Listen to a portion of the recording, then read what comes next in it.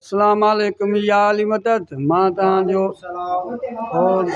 सैयद सदाम हुसैन शाह हे आहे विटोरी बाबा मज़ूर हे मसाला वसाला ठहिया पिया आहिनि हे हो हिन जो इंटरव्यू वठंदासीं त मालिक जीअं हूंदा आहिनि पहिरियां कीअं बुल ॾींदा ईंदा आहिनि या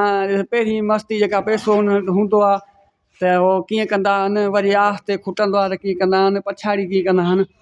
विटोरी सलाम वालेकुम बाबा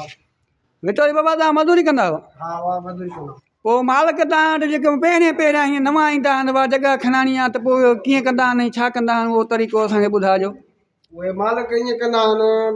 शुरूआत हूंदी आहे हुनखे मस्ती हूंदी आहे पोइ वठी ईअं टका हणंदा आहिनि वॾा हा ईअं कंदा आहिनि माना वॾा वॾा बुल ॾींदा आहिनि वॾा फुल ॾींदा आहिनि ऐं जंहिं महिल अध ते कमु पुॼंदो आहे पोइ वरी कीअं कंदा आहिनि वध ते वरी पोइ जेको आहे आस्ते आस्ते ईअं माना हलंदा आहिनि हीअं माना ईअं माना पोइ वरी थोरो माना घटि करे घटि पोइ जंहिं महिल फाइनल थियण वारो हूंदो आहे त पोइ वरी कीअं माना हीअं कोई हीअं हलंदा आहिनि मटका हणका या ईअं माना मंडकाईंदा आहिनि उहो छाजे करे माना पैसो खुटी वेंदो आहे या छा खुटी ईंदो आहे माना आख़िर में भागी थी वेंदा आहिनि बाक़ी थी वेंदा आहिनि ऐं पहिरियां जेको पैसो हूंदो अथनि नयो हूंदो अथनि जज़्बो पोइ भुल कीअं ॾींदा आहिनि उहो भुल हीअं ॾींदा आहिनि वॾा बाक़ाइदे हीअं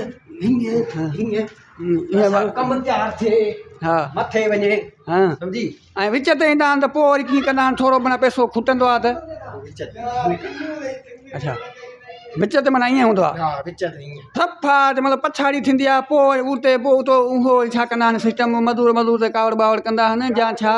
मज़दूर सां विढ़ंदा आहिनि हे हो ॻाल्हाईंदा आहिनि पोइ बुल ॾींदा आहिनि या न हा पोइ बसि मिड़ई अथनि नॉर्मल मिड़ई ॻाल्हाइण ॿाल्हाइण निकिरंदो अथनि हा वॾो ॻाल्हाईंदा आहिनि हे हो पर माना वेकिरो थी ईंदो अथनि न त पोइ वरी माना कमु ख़तमु थी वेंदो आहे माना पोइ मालिक मज़दूरनि ते चढ़ंदा ईंदा होॾा माना पोइ घणी ख़सियत कंदा अच्छा पहिरियां माना बुल ईअं वॾा ॾींदा आहिनि पहिरियां वॾा ॾींदा